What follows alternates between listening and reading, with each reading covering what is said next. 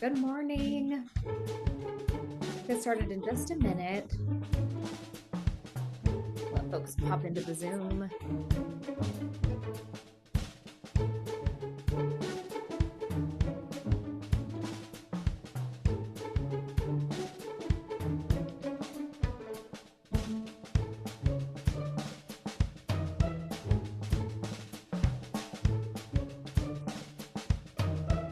Hi and welcome. We'll go ahead and get started.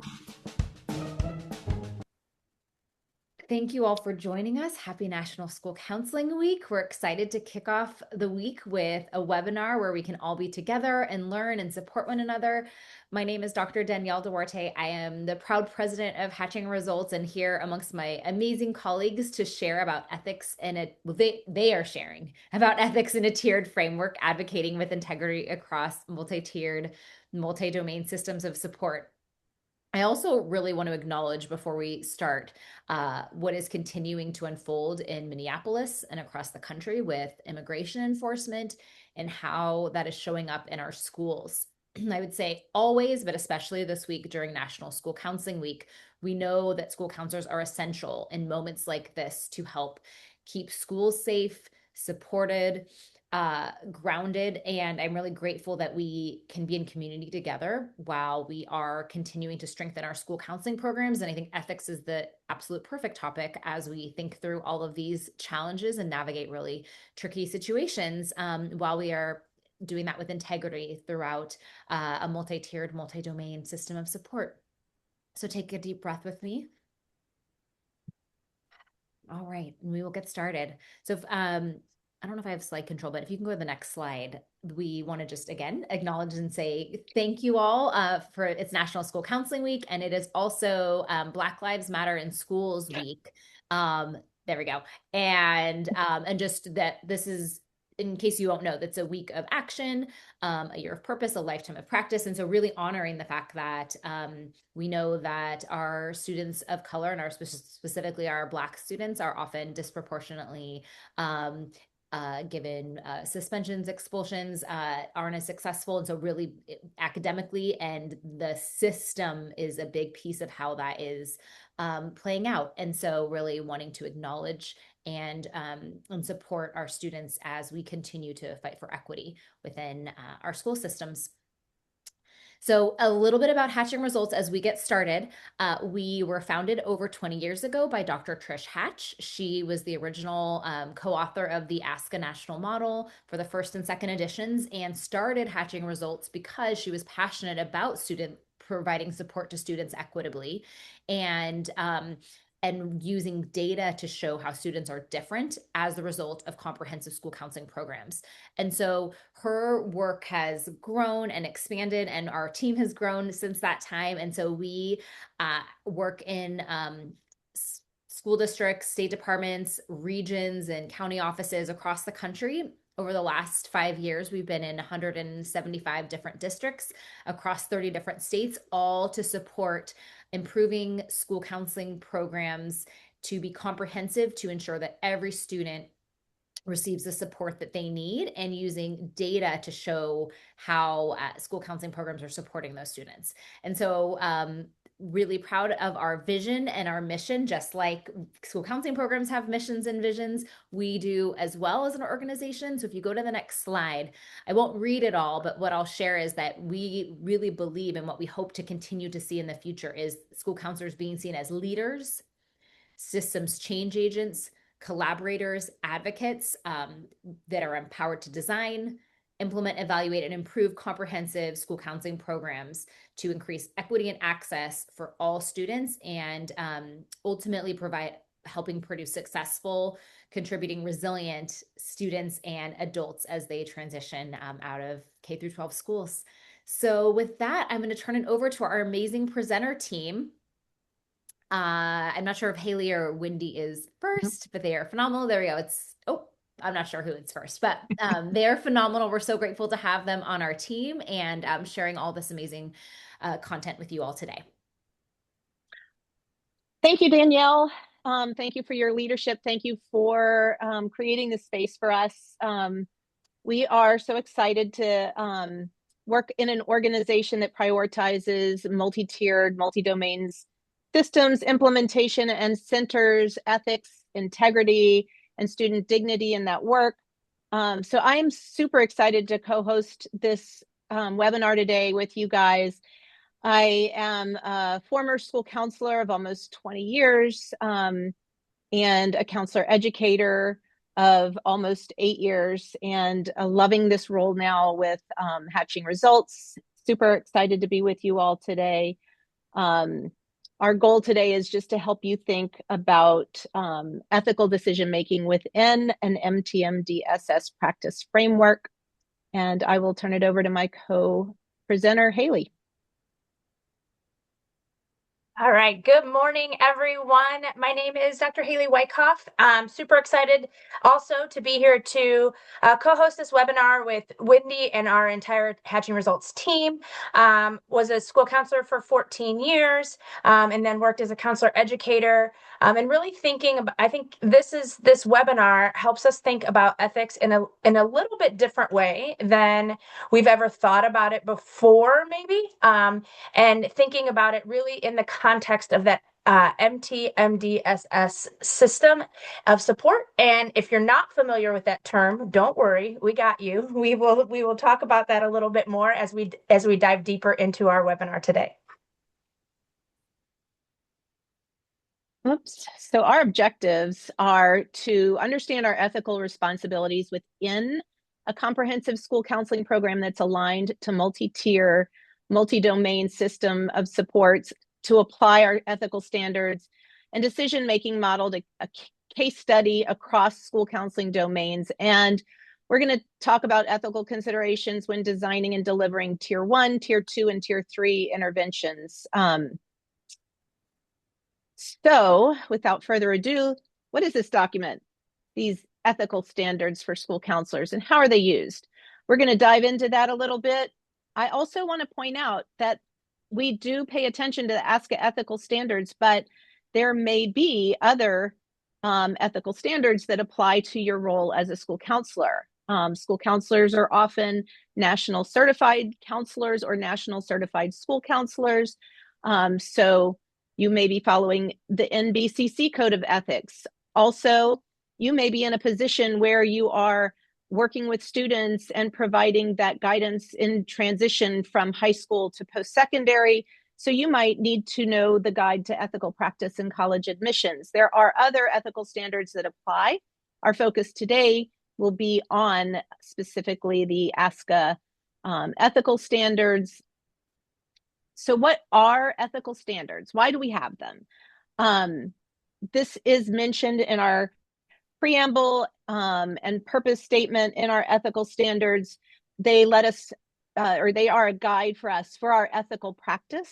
They provide for us support and direction on our responsibilities and role as a school counselor. They're a resource that help clarify our professional norms, values, and beliefs. We talk a lot about our values. We have personal values, but we also have values as a profession that are agreed upon and stated with clarity in our ethical standards. And finally, they can be used as a tool to inform and educate our partners in education around our roles and responsibilities. I think it's really important to be clear, though, that our ethical standards are not law and they're not policy. Law and policy are the minimum standards that we follow.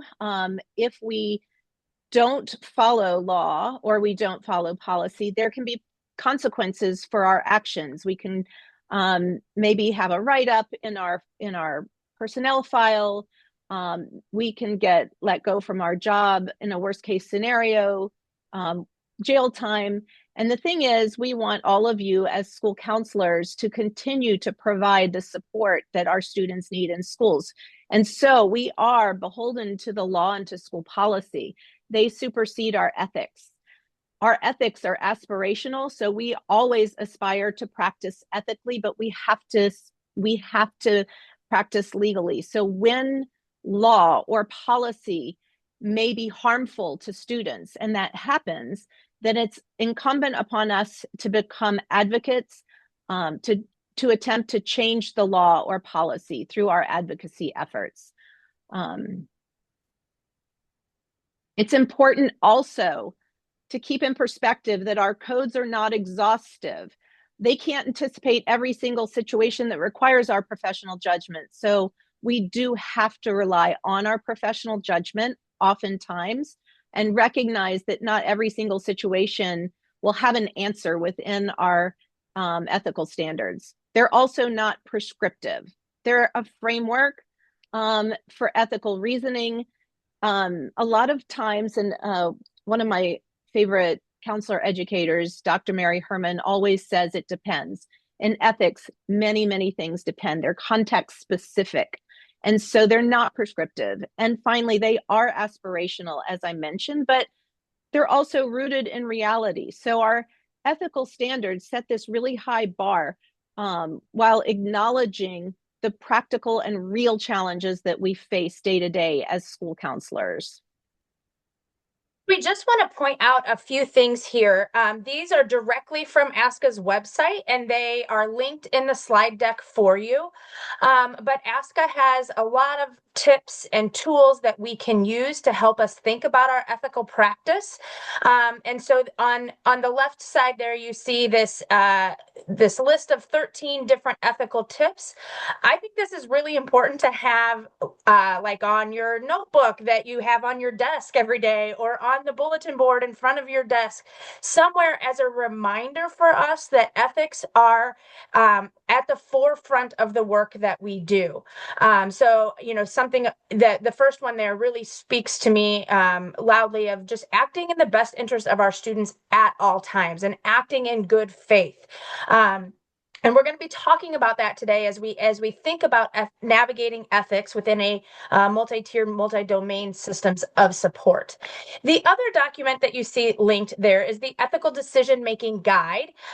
This comes directly from our ethical standards, section F, which is an ethical decision making model.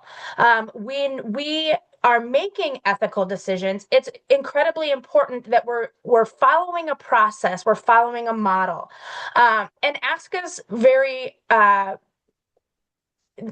forward in saying you don't have to follow this specific model, but you do need a model to follow. And they've given this as one way to navigate ethical dilemmas, but they've also they also reference a few others in there. It's not so important around which model that we're using. What is important is that we are using a model. And that's incredibly important because it helps us think through the complexity of some of those situations. It helps us to really take our person out of the decision-making process and really think about it from an outside perspective, considering other people's values, other people's perspectives as we navigate those dilemmas. And we know as school counselors, we're navigating those dilemmas all the time. And so having this framework or this decision-making model really helps us to make sure that we are staying aligned with our ethical standards, gives us an opportunity to, again, take ourselves out of the situation, gives us an opportunity to reflect. And ultimately, the reason why we use an ethical decision-making model is because it is ethical. It's part of our ethical standards. And this just gives us a way that helps us to think about the multiple aspects that we're working through when navigating some of those ethical decisions. So let's check in real quick. We want to get you kind of active in the chat for us today. I would love from FIST or 0 to 5, tell us, how familiar are you with an MTSS system? So you can type it in the chat. You can also drop it, or you can hold up your hand if you have your camera on. I can't see all of you because there's a lot of you, which is awesome. But tell us, how familiar are you right now with MTSS?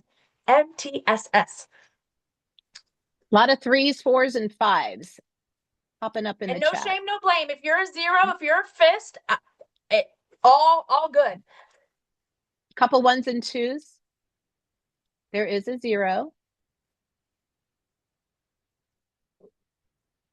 Got them all across the board. Awesome. Well, if you are familiar with it, we might enhance a little bit about how you think about MTSS. And if you're not familiar with it all, we're going to give you a little bit of a primer here. We're not going to spend a ton of time, but we do want to spend a few minutes to kind of ground us all together in this phrase that we keep throwing out there of MTMDSS. And we're going to quickly listen to this from our the leader of Hatching Results, Dr. Trish Hatch, who founded Hatching Results, and listen to her explain what MTMDSS is. Hi, this is Trish Hatch, and today we're going to talk about the multi-tiered, multi-domained system of supports, or MTMDSS. As educators, we're familiar with the multi-tiered system of support, or MTSS, which focuses on students' academic and behavioral needs. But for school counselors who focus on 3 domains, academic, college and career, and social emotional development, we need a more robust system. We need a multi-tiered, multi-domained system of supports, or MTMDSS. In MTMDSS, school counselors ensure that all students receive the instruction and support they need to grow academically, develop socially and behaviorally, and to prepare for post-secondary options. In this system, activities, instruction, and intervention services are grouped into tiers, ranging from Tier 1 services, a core program of universal supports that apply to everyone, to Tier 2 services, or targeted interventions, which would typically only apply to approximately 20% of students. And finally, to Tier 3 services, intentional interventions, which would typically apply to between 5 and 10% of students. MTMDSS provides a data-driven approach to determining which of these levels of interventions or tiers are appropriate for any individual student. Under MTMDSS, Tier 1 encompasses agreed-upon services that all students receive, such as standards and competency-based school counselor core curriculum lessons, individual student planning, which includes 4- and 6-year academic and post-secondary plans, and district and school-wide agreed-upon activities and events. Tier 1 is designed to be comprehensive, preventative, developmental, and proactive. Tier 2 is designed for students who are exhibiting barriers to learning, struggling academically, or are deserving of additional supports. It uses database decision-making to select at-risk indicators such as attendance, behavior, credit deficiency, and post-secondary readiness data. Targeted intervention data elements, grade levels, and timeframes are queried to determine which students qualify for interventions. Depending on the student, Tier 2 interventions may include short-term individual or small group counseling, progress monitoring, consultation, collaboration, and or referrals to resources within or outside the school building. Tier 3 services are designed for students experiencing emergency or crisis response events, or to support students with needs that remain unresolved within Tier 2. School counselors provide short-term, solution-focused counseling, consultation, and when appropriate, referral to additional resources. Over time, MTMDSS allows school counselors to spend more time implementing proactive Tier 1 action plans and less time engaged in reactive Tier 2 and Tier 3 activities. The ultimate goal is to ensure all students achieve their greatest potential and graduate ready for post-secondary success.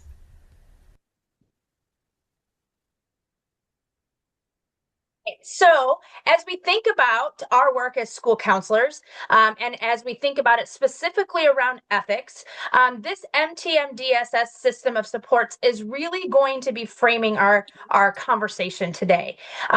Oftentimes, we think about our ethics when we're in those crisis situations, or those tough situations around maybe suicidal ideation or students talking about self-harm or even threat or something along those lines. But we our ethics really apply to everything that we do from tier 1 to tier 3. And so we are taking this opportunity today to really think about how our ethics and our ethical standards do apply in all the services and all the domains in which we work. So quick little commercial break here. Oh, I'm sorry. Let's go ahead and we threw a poll out. I jumped ahead in my own slides. We threw a poll out there. What MTMDSS tier do you find most challenging to navigate from an ethical standpoint? So the poll should have launched on your screen. What are we saying here? See, really heavy in tier 2 and tier 3.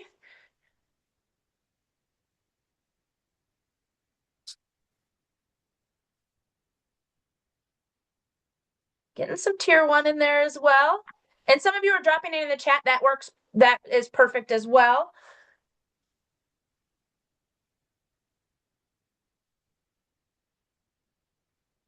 All right. So, I mean, like, Haley, do you want to click show results? oh, if somebody else started the poll, there we go. So here's what our results say, that 53% of you say tier 3 is where you find it most challenging to navigate things from an ethical standpoint. But tier 2, you're pretty close. So 45% of you are right there at tier 2. And then we still have some of you, 17%, that are saying tier 1. So we know in all aspects of the work that we do, tier 1, tier 2, and tier 3, that ethics plays into the work that we do, and there are things that we navigate in each of those tiers that are challenging from an ethical perspective. All right, I got ahead of myself a little bit because I'm super excited about this. But today we're going to give you like the Reader's Digest version of ethics in a tiered framework. But we have some in-person institute dates coming up, and we'll share more about this multiple times throughout this webinar today.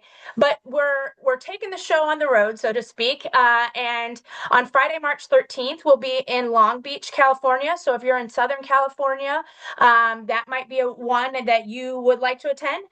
On March 7th, we're going to be in Lisle, Illinois, which is up in the Chicagoland area. So if you're closer to in the Midwest proximity, that would be a great place for you to join us. Or on Wednesday, May 13th, we are going to be in Northern California in Sacramento. So if you're in the Bay Area even, or any part of Northern California, we'd love for you to join us there, where we're going to do an entire day around ethics in a tiered framework. So we're going to give you a quick shot of it today, but we're going to bring the show on the road to you. All right, so we're going to talk about why ethics matters within a multi-tiered, multi-domain systems of support. We want to navigate these with integrity and fairness. So MTMDSS expands our influence as school counselors, but also can increase risk. So it shifts our practice. If you think about old guidance counselor model, from this individual service delivery to system level intervention, our ethical decisions now impact entire student populations at the tier 1 supports, identify groups who are receiving our tier 2 supports, and highly vulnerable individuals, those in crisis, particularly when we think about tier 3 supports. So without ethical grounding, our actions could potentially cause harm, cause inequity or exclusion when we think about the systemic framework. So what does this look like in practice? Let's think about it for a second. So here's a little case scenario for you. We have Jefferson Middle School and the MTMDSS framework. So at Jefferson, they're doing a tier 1 academic screener for all 6th through 8th grade students. The school counselor the administrators and some instructional staff are the ones that are implementing this academic screener for all students. The school counselor specifically, their role in this process, along with administrators and instructional staff, is to interpret the data from that screener, to think about tier 1 level programming, and then present those findings to the MTSS team within their building that helps them to make some decisions around supports that they're going to offer and programming that they're going to embed within their middle school. So in the screener, they have, they're looking at GPA and attendance data. They're also looking at teachers' ratings around academic engagement. And then they have an opportunity for students to provide a little brief support on their or self-report on their study habits and their motivation. And so one of the things that they're hoping to do with this is they're wanting to identify students for study skills classes, academic planning, for early intervention courses that they might need to offer as a tier 1 building-wide kind of system to support all students. So some things we want to think about with this particular case scenario here is some equity and access. Are there some systemic factors like language or poverty or mobility that might be misinterpreted as student deficits? So like we're looking at GPA and attendance. Are those predictors of students that might need some study skills kinds of stuff, or is it a good predictor of where all of our student body is? The other thing that we're thinking about here is we talk about using the data. Are we using the data ethically and accurately to benefit students? Are we looking at it to make sure that we're thinking about our system and not just looking at students from a deficit lens? Could there be any potential consequences of sharing out this information? And then what does this look like for school counselors from an ethical standpoint around advocacy and leadership, and thinking about, is there potential harm to students, while making sure that we're remaining collaborative because we're part of this MTSS team? We want to make sure that we're seen as collaborators and we want a seat at the table, but we also want to make sure that we're pointing out some of these pieces. The other thing that we need to make sure that we think about in this particular case is that we have the PPRA, or Protection of People Rights Amendment, also sometimes known as the Hatch Act, and not Trish Hatch, but it gives parents right to have notice before there is a screener or a survey that's used for protected areas. And so we wanted to make sure that we touched on this piece, since we're talking about a screener that's a universal screener for all students, that these are 8 protected areas that we have to give parents notice about. And so we also want to think about, is this a mandatory screener? Then if that's the case, we need active parental permission. Is this a voluntary screener? If so, then we just have to inform.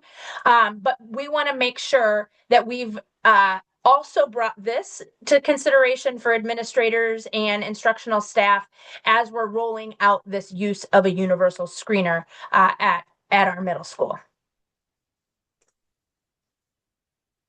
So when we think about that case study, we're thinking about the tier 1 or the universal, and we need to think about equity versus uniformity. First and foremost, we want to consider cultural responsiveness. When we use tier 1 or tier 1, when we go in the classroom and design lessons, a lot of times those lessons, our scope and sequence, our curriculum can shape and support school-wide climate, school-wide messaging, and school-wide expectations.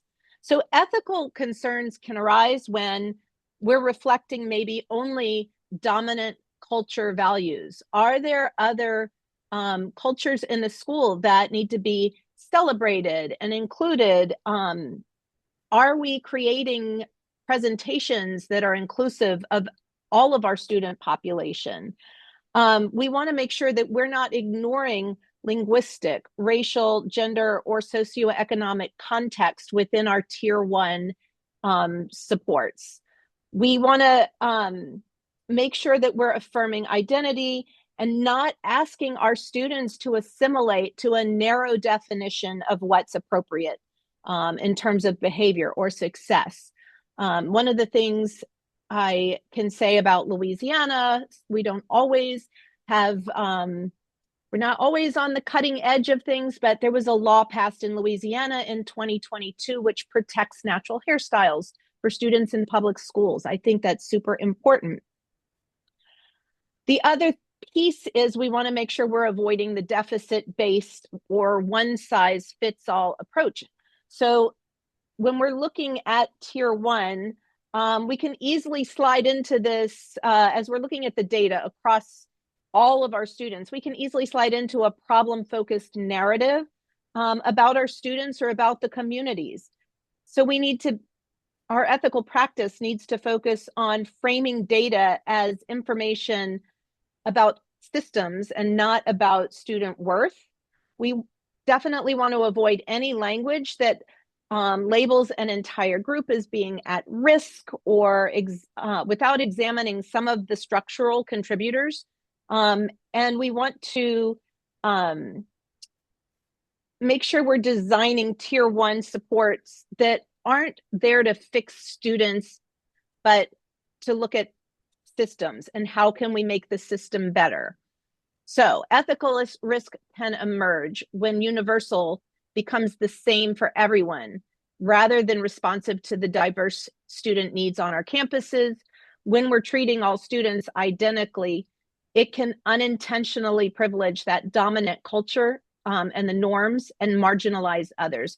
So we need to think about, from an ethics lens, who's benefiting from the universal practice and who might be getting left out. I think that's really important to think about in this particular case scenario, because even a universal screener where we're saying everyone is taking the same screener, we may be leaving certain populations of students out when we're doing that universal screener. If we're not taking some of those things that Wendy just shared into our process or into some of our considerations as we're implementing that universal screener. So we're thinking about, all right, so we've given the universal screener, and now we as the school counselor with our team of our MTSS team are really looking at the data that has come out. And so what we have noticed is that some of our multilingual learners and our students from low income backgrounds are being disproportionately flagged. And so they're being flagged more often than some of our other populations of students. And then there are some subjective teacher labels in there, like unmotivated or low effort, without a lot of context to what that means. And then also, just automatically, our students who are have attendance barriers are immediately labeled as at risk. And I think it's really important for us to think about that at-risk label. I remember as a school counselor, we were, even when I was at the elementary level, we were forced within our state to label students as at risk or potential dropouts as early as kindergarten. And I had a real issue with that. And it was based on not necessarily a screener, but a universal checklist that we used. And so this is very similar to something that I dealt with. And it always, I was like, a kindergartner? I can't label a kindergartner as a potential dropout or as at risk. And so we want to make sure we're not looking at students from a deficit lens. We really want to make sure that we're not focusing on what they cannot do or they're not doing right now.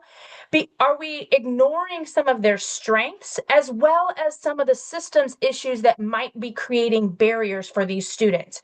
So are the students with attendance issues, Is it because of transportation? Do we have a system? School districts, there's some school districts in my area that do not have busing for their schools. So that to me is a system issue that might be impacting our students' ability to get to school. And it's not because they're unmotivated or have low effort. It's because they truly can't get to school without some lots of navigation on the part of families. And so those are things that we need to think about as we start to analyze the data.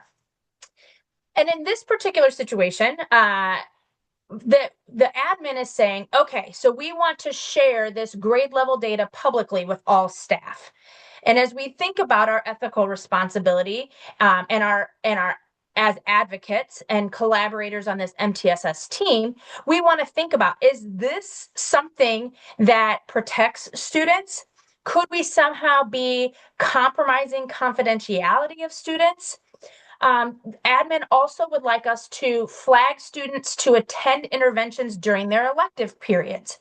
And so students who have received some sort of flagging from this universal screener are now going to be pulled out of their elective, a class that maybe they were super excited to take, like my daughter who absolutely loves art.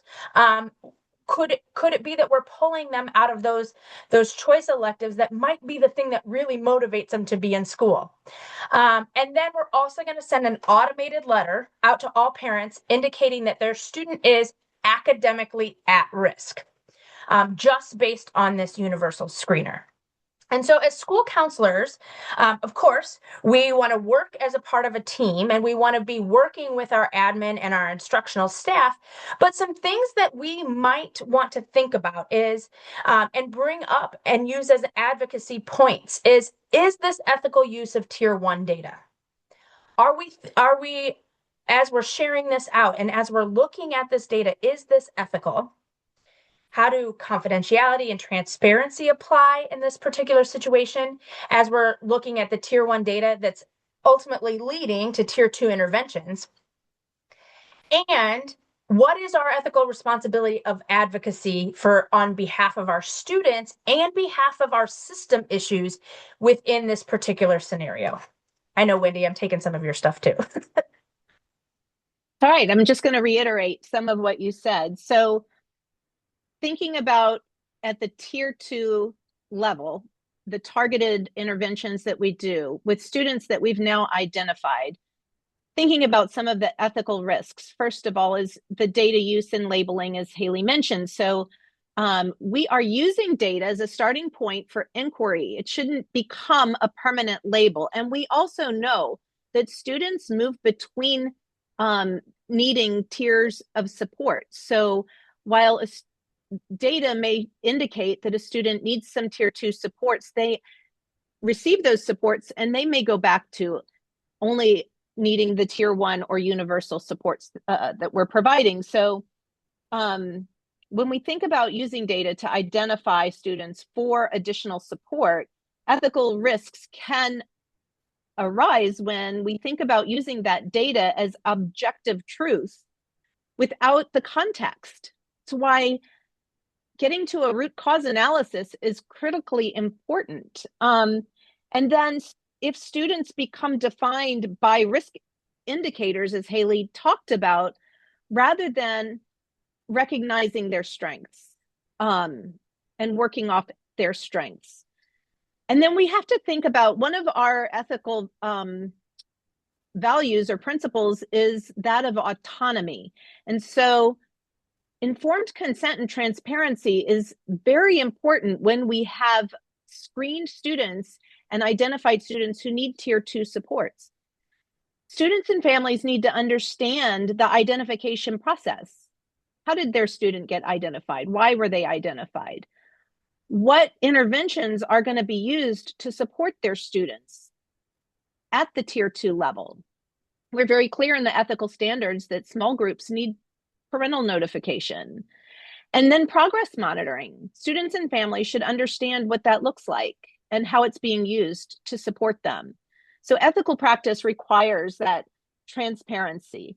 And then making sure that the identification of students for tier 2 supports is a fair process and that we're not unintentionally replicating inequities when it's based on either subjective judgment or bias. This can happen through either an over-reliance on the referral process, or it can also even happen when we're looking sometimes at data. Sometimes that data can have some bias in it.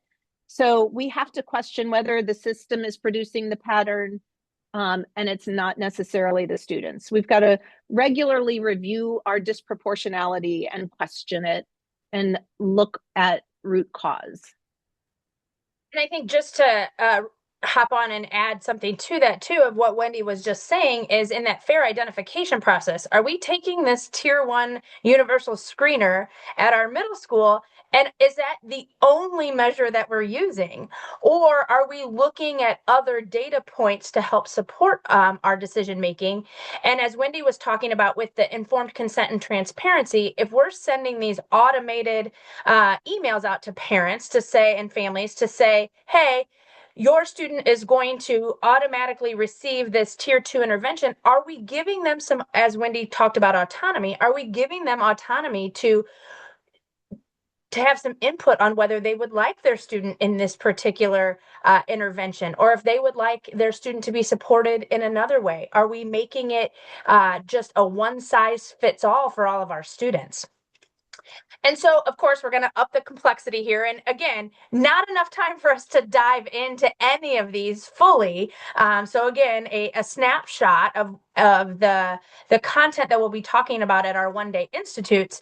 But here's as we think about, all right, we've got some tier 2 things in place, and as a school counselor, we advocated to really be thinking about the ethical use of the data and how we're structuring our interventions and all the things. And now we've provided some intervention, and we're back with our MTSS team, and we're looking at data again, and we see that we have a small number of students that have showed some minimal progress in this tier 2 intervention of being pulled out of elective classes. Hopefully we advocated not for that to happen, but maybe that's the intervention that fit within our system. And so now we've got this small group of students who have been referred for some intensive intervention. And then the administrator asks us as the school counselor to provide ongoing individual academic counseling for the remainder of the school year. And so maybe this all happened at the end of first quarter. And now we had interventions maybe that happened for part of second quarter. And now we have been directed that we need to work with this small group of students from, let's say, December through the end of the school year in an individual academic counseling kind of setting. And we also have this added complexity of family believing that if their student participates in this tier 3 support, it may lead to special education placement. And we know for some families that they might be wanting special education services for their students. And so are they being led to believe that through this intervention, their student might get some additional support through special education services? Or are we unintentionally saying to some families, if you participate in this, leading them to believe that participating in this tier 3 intervention would lead to special education services? And so they are saying, I don't want my student to do that because I don't want them to have a special education placement or to have that special education label. And so we have to think about how we're delivering these interventions. So when we think about providing that individual academic counseling for the remainder of the school year, we think about our scope of practice as school counselors. And we have that as school counselors, we're helpers, right? We like to jump in. Some of us, I definitely was guilty of this, of dealing with that nice counselor syndrome of, yes, I'll take on more. Yes, I'll take on more. And that pressure to always do more and be there for our students who are struggling. But is that really in our scope of practice to provide long-term, ongoing academic school counseling or academic supports within a counseling setting? Is this a situation? These are things we need to think about. That referral is ethically required of us. And then how do we make sure that we are protecting our students supporting them academically, but also maintaining some boundaries around our work as school counselors. So at the tier 3 level, these students have been identified. We've got to really focus in or hone in from an ethical lens on, first of all, our scope of practice. Our ethical standards protect students as well as practitioners by clarifying our limits. So we have to take care not to drift into a clinical role without appropriate training, or maybe we have that training, maybe we're duly licensed and certified, but is that appropriate for our role?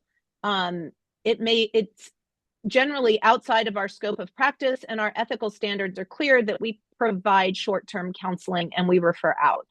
And so we want to make sure that we're not drifting into an inappropriate role. I think it might have been Mindy that told me this. I love this analogy that just because you can doesn't mean you should. So if I have a cosmetology license, that doesn't mean I should be doing my students' hair, right? Just because I'm an LPC doesn't mean I should be providing the clinical counseling to students in the school setting. And I love that example. And then confidentiality, when we're working in these collaborative teams, I mean, we don't want to overshare information. We only need to share. Our ethics will require the minimum necessary disclosure, right? I think that even in well-meaning teams, when there's a high level of trust, we don't need to overshare our students' personal and private information. We just need to give the other people on our team the information that they need to know to support the student in the tier 3 intervention. And then role confusion with clinical services. Honestly, sometimes families think that counseling for students who are getting tier 3 supports equals therapy. I am familiar with a court case that's happening right now in Louisiana, where that was the student's assumption that because she was meeting regularly with her school counselor, she thought that was mental health counseling that she was receiving. So we've got to be very clear in our communication, what services are, what they are not, and how school supports differ from community-based supports and clinical care.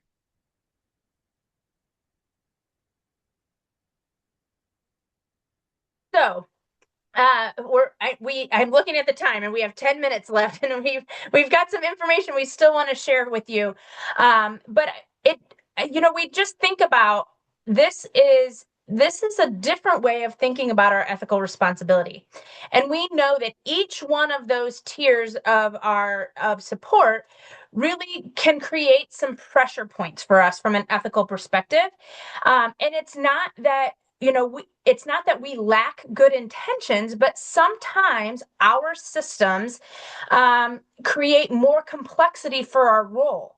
And sometimes the things that we're being asked to do put us in maybe some conflict with our specific role as school counselors, or what our ethical responsibility is. And so it's important that we always keep our ethics as guardrails that support us from going too far one way or the other. And it really helps us think about our role as advocates and collaborators, and keeps that ethical responsibility of us forefront in our mind. And so just as something to think about too, is that when we use data to make decisions, we need to make sure that we're using it ethically. And so this case scenario was very complex, and we added complexity to it. And we didn't get to spend a ton of time kind of really digging in deep to that, but we will in a one-day institute. But we want to make sure that we're thinking about data for identification, that we're also using it to progress monitor, and to help think about how we build, design, and deliver those resources to our students.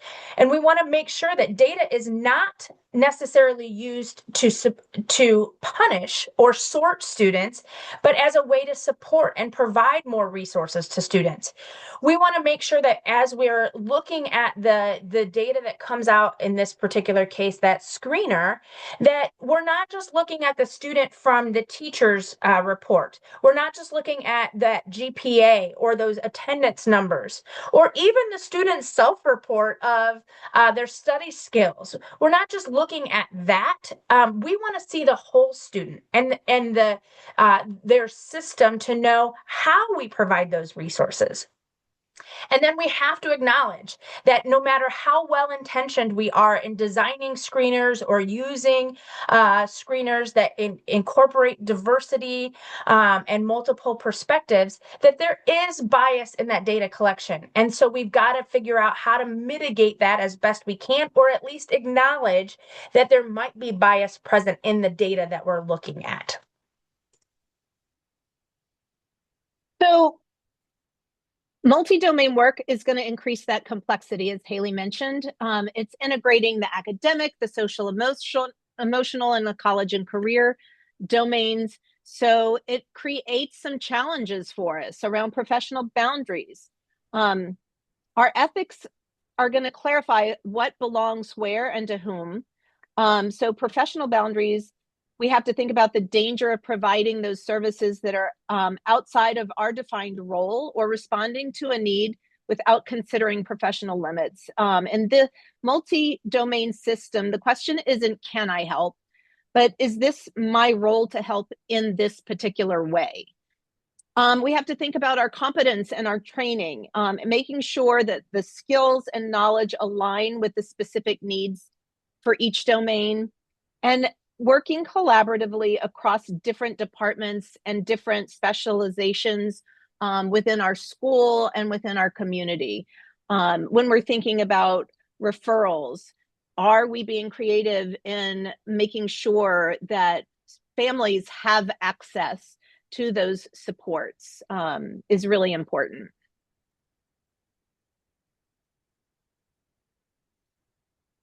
Oops. So our ethical standards really anchor advocacy when we're thinking about systems. Advocacy is an ethical, is part of our duty. And we want to think about multi-tiered, multi-domain systems of support, not as a compliance structure. It is a justice-oriented framework that centers student dignity and student rights. And we want to legitimize that advocacy when our system is failing students. That is an ethical responsibility. So some key takeaways real quick and from our crash course or our information dump on you is that we do have an ethical responsibility across all tiers and across all domains. We presented an academic scenario today because we often think about our social emotional responsibility when it comes to ethics. And so we were like, let's flip that a little bit and think more of it from the academic lens as we navigate those tiers of support. We know that as our tiers intensify, our responsibilities narrow. I actually would say our responsibilities increase, but also our role and our function might look a little bit more narrow in how we're providing some of those supports. We know that as we continue to navigate ethical situations, we also need to consult with like peers, school counseling colleagues, but and go back to our grad school professors. As a former grad school professor, I would love to hear from my students around their ethical stuff, and come chat with me for sure. But we need to make sure that we're consulting to think about all of those pieces and taking ourself and our person out of it and looking at it from other perspectives. And that our ethical advocacy is it's, as Wendy said, it is a responsibility of ours.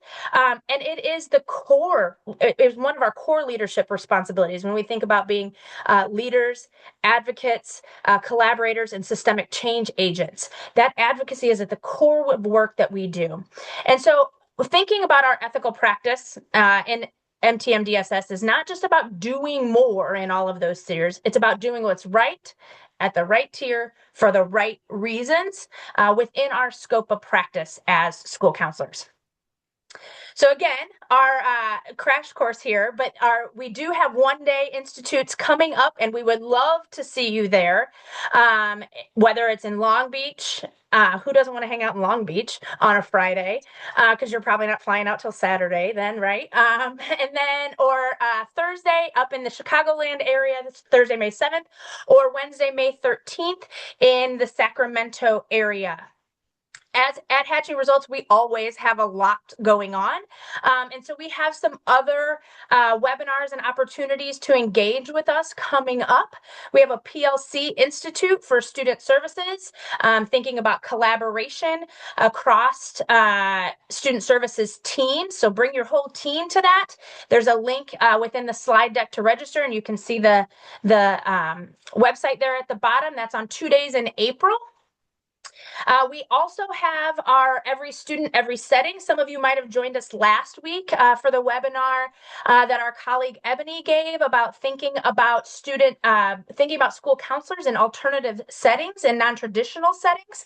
And so this is a 5-session experience cohort that you'll get to participate in to think about your school counseling supports in those non-traditional settings. And again, that registration is live. It kicks off next week on February the 11th. And we also have our district leadership cohort, which is an amazing opportunity for district leaders like superintendents, executive directors, Office of Student Achievement, and K-12 school counseling leaders to come and attend and learn from other leaders about some of the maybe things that you're all experiencing together and how to navigate those from a systems perspective.